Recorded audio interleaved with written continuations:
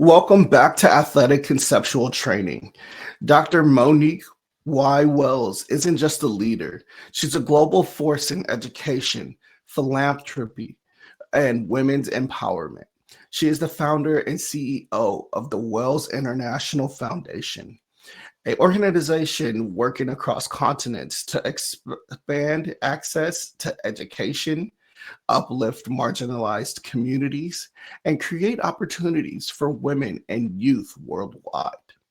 Her work has earned international recognition, including honors from Acquisition International, Walker's Legacy, and inclusion in the Black Women in Europe Power List, the Global Game Changers in Women's Empowerment, and the list 12 global entrepreneurs to watch. She also serves on the advisory board for Pawsibilities Vet Med, championing representation, culture, and diversity across veterinary medicine, a mission deeply aligned with the ACT podcast. Her impact stretches from the United States to Europe and beyond. Her leadership model blends global vision, cultural connection, and practical change making. And today, she's here with us. Dr. Wells, it's an honor to share space with you, and welcome to the ACT podcast. Thank you so much for having me. My God, I think that introduction is like the best one I've ever heard. Well, good. It is fitting. Well, let's get to know you really quickly. What was the spark that led you to launch the Wells International Foundation, and what gap did you feel called to fill globally? Well, so it's a long story, and I won't tell you the whole thing, but it's a very unique story, I will say. I started the Wells International Foundation to raise money to honor a Black man from Knoxville, Tennessee. Okay. His name is Buford Delaney. He's deceased.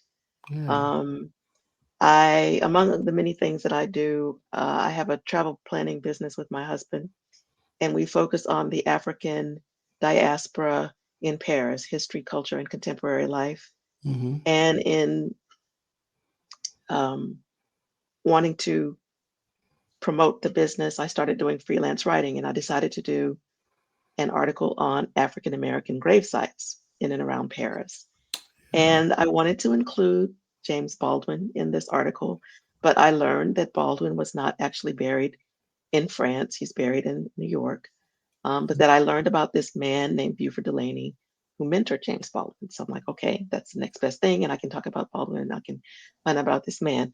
Well, it Yeah. turns out that Buford Delaney was buried in an unmarked grave in a cemetery outside of Paris. Oh, wow. And yes, and friends of his directed me to his grave. I'm going to really give you the short version of Okay. this story. An artist, a very brilliant visual artist, a painter, who actually taught James Baldwin to appreciate secular music, just all the things. Okay. Mm-hmm. And I found out that his grave was unmarked, and his friends wanted to preserve his grave. I found out that in France, your grave is not necessarily yours forever. You don't keep paying, or if someone doesn't keep paying for your grave, you can be dug up and your bones will be put into a common grave, or if you've been cremated, your ashes can be removed from the niche that they're in and they'll be sprinkled in a garden. And so these friends were desperate to like keep his grave intact. And I was the only person in France. I was the only person in Paris. And so I sort of morphed from a person who is writing a story to someone who is really doing something to preserve a bit of African American history in Paris. And we were successful at saving the grave. And I started to blog about Buford Delaney in order to raise awareness that we were going to um, place a stone at his grave because, after they saved the grave, then it was like, let's put a stone there. I'm acting on behalf of his friends. And I started a French nonprofit to do that. When the stone was laid, I thought, okay, I'm done. I'll go on and do something else. But Buford Delaney said, no, Monique, not finished with you yet.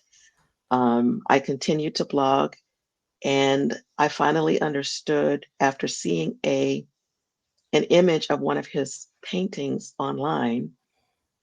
I had a visceral reaction to this image on a computer. I'm not an art person, um, but when I saw this picture was of a completely abstract expressionist work, I felt as though something had shot out of the screen and just grabbed my heart. And I felt sure that if I had been standing in front of that painting, I would have passed out. I would have fainted. Mm. And then I thought to myself, okay, you've been writing about this man all this time. You've been learning about his life. You have missed the point. You need to look at him through the lens of his art. And I started to do that. So I continued the blog and, thing after thing. And I just felt driven. I said, I need to do something to honor this man, that is worthy of the incredible body of work that he produced during his life. And Yeah. I came upon the idea of doing an art exhibition of his work in Paris. And I was able to do that because through all the years that I had been blogging about him, I met people that who collected his work. And I knew that in order to do this exhibition, I needed to raise US dollars. And that's why I started the Wells International Foundation.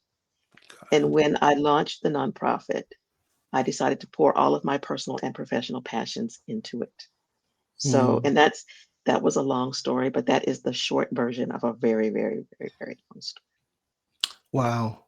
What early experience or influence shaped your commitment to the education and community uplift? I think I have to say for that, it was reading Dickens very Mm. early in my life. I read A Tale of Two Cities, Mhm. and I thought to myself, okay, I'm going to go over there and I'm going to see London and Paris. And um, that sort of got me into, I can't even say the travel bug. I just knew that it was something that I wanted to do eventually would be to travel abroad. Yeah. Yeah. And that sort of, that was a through line Mhm. for my life. What when you think about it, what part of the mission feels most urgent to you right now? It is the part of regarding travel and study abroad. So the Wells International Foundation, or WIF, WIF is the acronym. We Mhm. have 5 active strategic focus areas, and one of them is travel and study abroad. And we partner with the for-profit that I was just talking about when I was doing this freelance writing. Mhm. That business is called Entree to Black Paris. Um, and we have connected with the nonprofit to create the Entree to Black Paris Cultural Awareness Program. Okay. And the purpose of that is to expose young people to the idea that they can travel and actually offer them activities when they come to Paris. Yeah. Um, and we have been doing this so the program has existed since 2020. We started with a virtual Black Paris experience Oh, because no one could travel, obviously, because of COVID. yeah. And it was a very easy way to introduce the idea of traveling abroad, um, no travel required. And we started out doing that with schools. Okay. And it that has grown as well. But the reason that this feels urgent is because we know what's happening in the United States right now. Um, when a person travels, literally the world is opened up to that person. Yeah. There are a lot of people who never leave their state. There are a lot of people who never leave their neighborhood. And because of this very limited view of life, view of the world, there's very little I won't say that they could ever accomplish. You can accomplish a lot by staying at home, but you could accomplish so much more. And even if you want to stay at home, going abroad will help you be a better person at home. Yeah. And so I just believe that this is an invaluable experience. And more, if you're wanting to be in the workplace, it is a necessary experience because more and more employers are asking for international experience. And so this is a Hmm. way to sort of check that box, if you will, but it's infinitely more than box checking. It is life changing for the better. Yeah, wow. This work is so important, and people, kids, students need to open up their minds in this way and see the world. Uh, what's one misconception that people often have about global philanthropy, and what's the reality? So, okay, I think really when we think about global philanthropy, if you think about it, I think the idea for Americans Hmm. is that we are the savior of the world, that we know everything and we're going to charge into these places and give you money and just sort of fix it, Yep. right? Um, and the reality is, well, so there is the general reality, and then there's the reality of now, because the way that things are going now, we're in reverse. Yeah. Okay.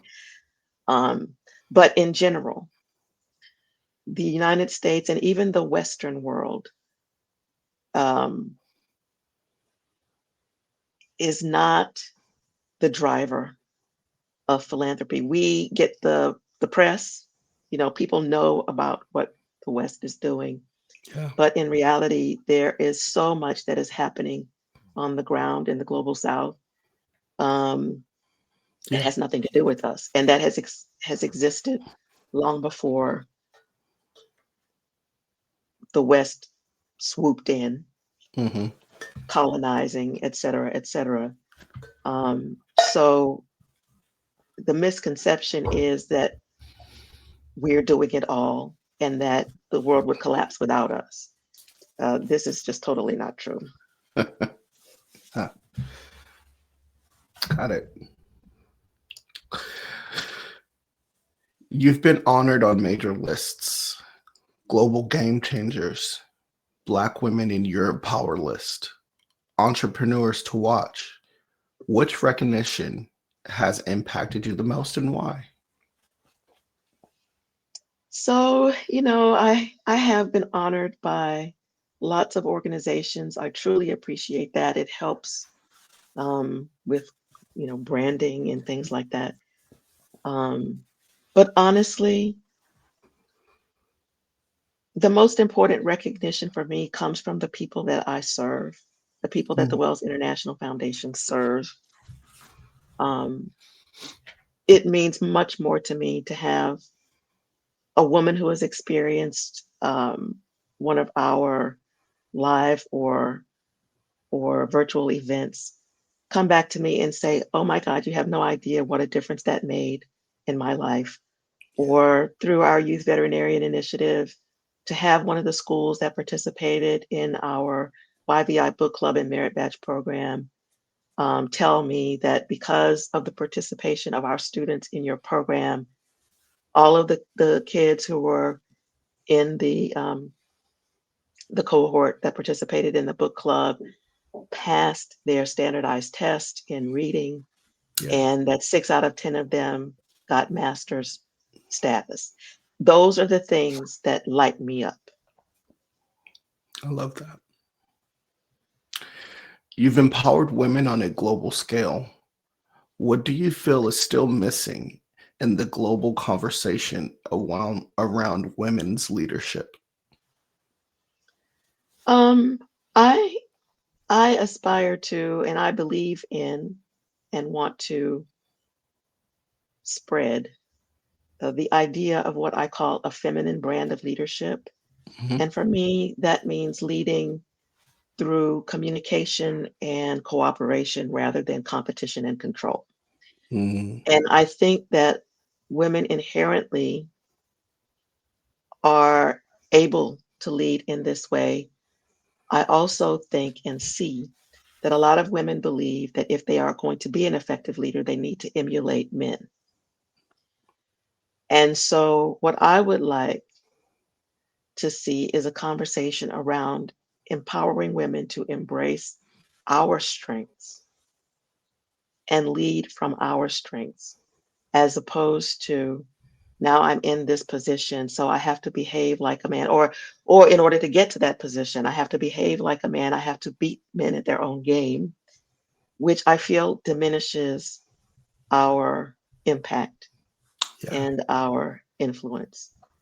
And so I would like a global conversation around valuing, embracing, and implementing a feminine brand of leadership. Okay. Yeah. I mean, I think there is a large part of the population that can benefit from better communication skills as a whole. Mm. um, I love that. Empowerment work is demanding. What keeps you grounded and energized through the challenges? So grounded and energized are like, people would think that those were sort of different or Hmm. opposed. Hmm. Um, but for a long time, I have referred to myself as being a combination of those things. So I call my comportment electrified Zen. Okay. So I really understand the importance of being grounded. And so I have my ritual that I do every day. I start out, before I even get out of bed, I start out with a powerful affirmation Hmm. and I get out of bed and then I do a brief sort of exercise segment that consists of stretching and a yoga and a little bit of, I don't even know what you call it, but for core strength, I do sit ups and things like that. But it's not long. It's 15 Yeah. minutes maybe. Yeah. And that's before I leave the bedroom. Okay. So I have my mind right and I have tuned into my body. Yeah. And then when I get out of the bedroom and go and start to do my things for the day, I bring the passion of my work into everything that I do during the Mm, day. So there's the grounding and then the passion brings the energy. I love that.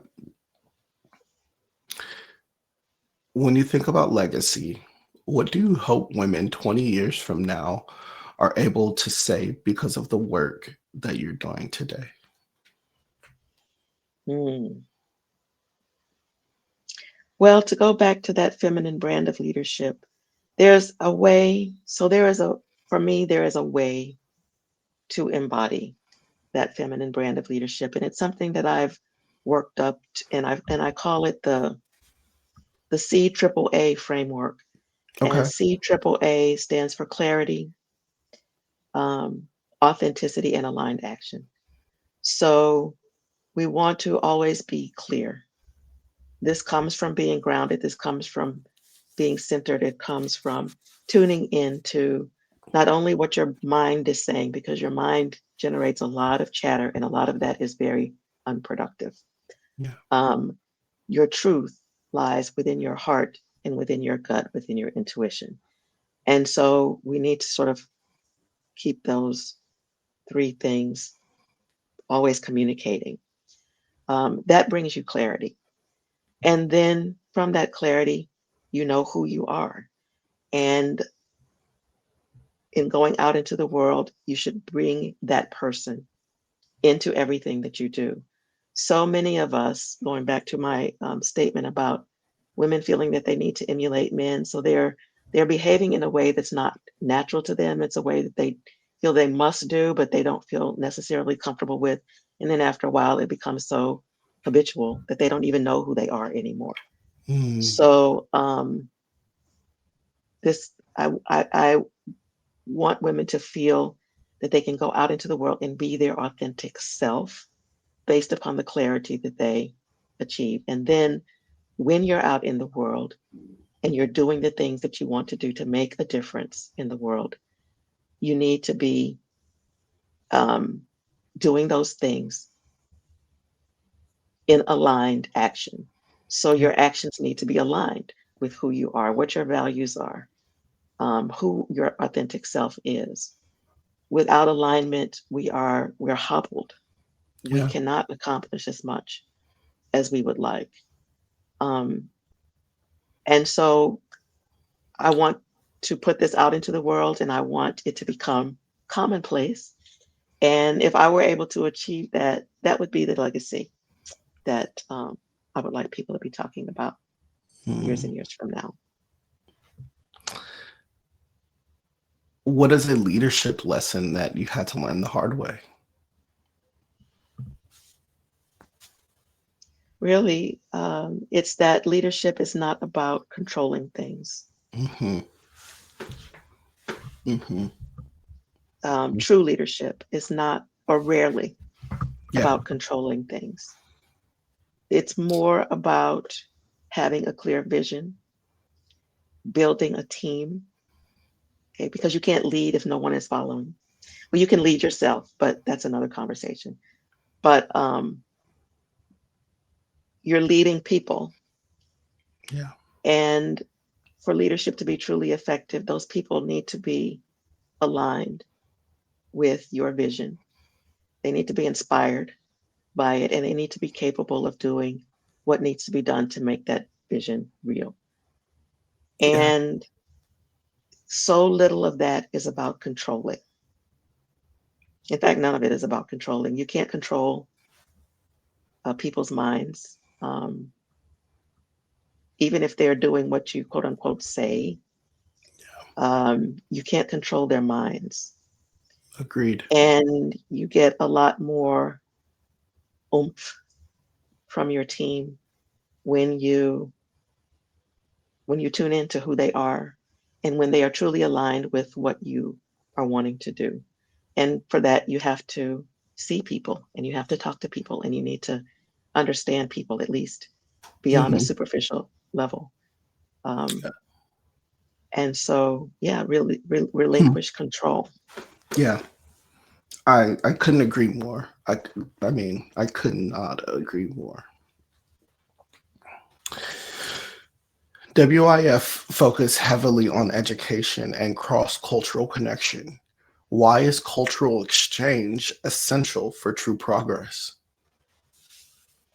Well, I think, in this world that we live in, we are not living in silos. The world is a melting pot. Hmm. Um, Even within an individual country, there are going to be people who have come from somewhere else and they're settling there, and like it or not, they're there. Yeah. And if you can't take the time to experience other cultures and look for and embrace and build upon the similarities that we have as human beings, um, they exist. Yeah. They exist. We should be looking for those. I think we're wired sort of genetically to look for differences and say, oh, you're different. So, God, I need to protect myself from you, or I need to hurt you so that you can't hurt me first, or whatever. Um, it's will be a better earth, a better planet if we can look for intentionally the similarities and build upon those. Yeah. Yeah. And then when we can find those, we can also see those differences and say, well, maybe that's not so scary after all. Hmm. And maybe actually there's something I can learn from that. um, you serve on the advisory board for Pawsibilities Vet Med. What about their Mhm. mission resonates deeply enough for you to join them? Well, Possibilities is all about increasing diversity of all kinds in the field of veterinary medicine. Mhm. And the Wells International Foundation has, under its STEAM education umbrella, the Youth Veterinarian Initiative, which is all about that as well. We serve youth age 9 to 17. Pawsibilities for the longest, or I shouldn't say for the longest, the organization is not that old, but started out serving youth 18 and over. Yeah. Now, Pawsibilities is able to serve youth at as young as 13. So now we really have an overlap. But when I first learned about the organization, they were sort of taking up where we were leaving off. Yeah. I love And yeah, so we're completely aligned. We just started out early, we were earlier than them, it. and Hmm. now we have overlap. I love that. Um, when you look at diversity and representation in veterinary medicine, what stands out most to you, both the progress and the challenges? Well, I think there are a lot of people, there are a lot of organizations who realize the importance of DEI in vet med, and they're actively working to improve it. So that's great progress. And at the same time, I see that we have really not moved the needle Yeah. much in terms of who is actually coming into the field. So the work that's being done is powerful. It's necessary. We just need to continue to do it, and we need to double down. We need to have a lot more of it. Yeah.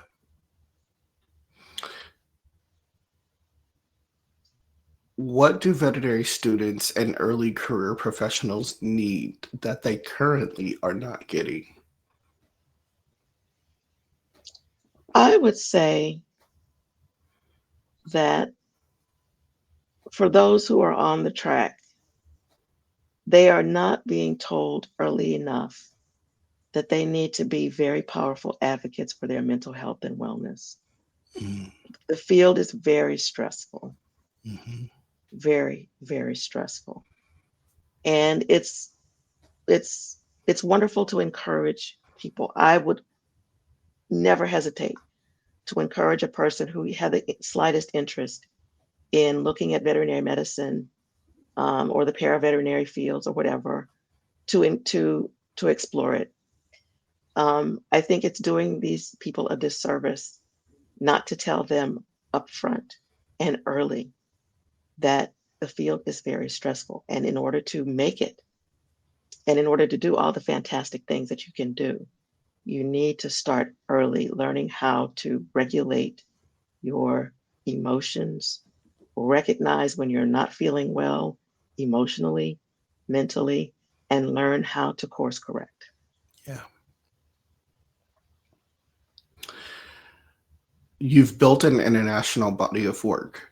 What personal habit or discipline keeps you consistent? I think we kind of talked about this, right? Like what you do in the morning and how you Yeah, start your day. Yeah.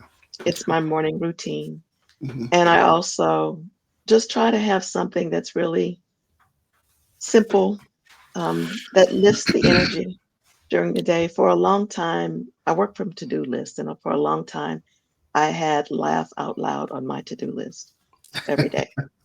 All of Just a moment of levity, a moment of let's get out of the trenches and that. just Hmm. have a brief moment of, ah, you know, Yeah. um, yeah.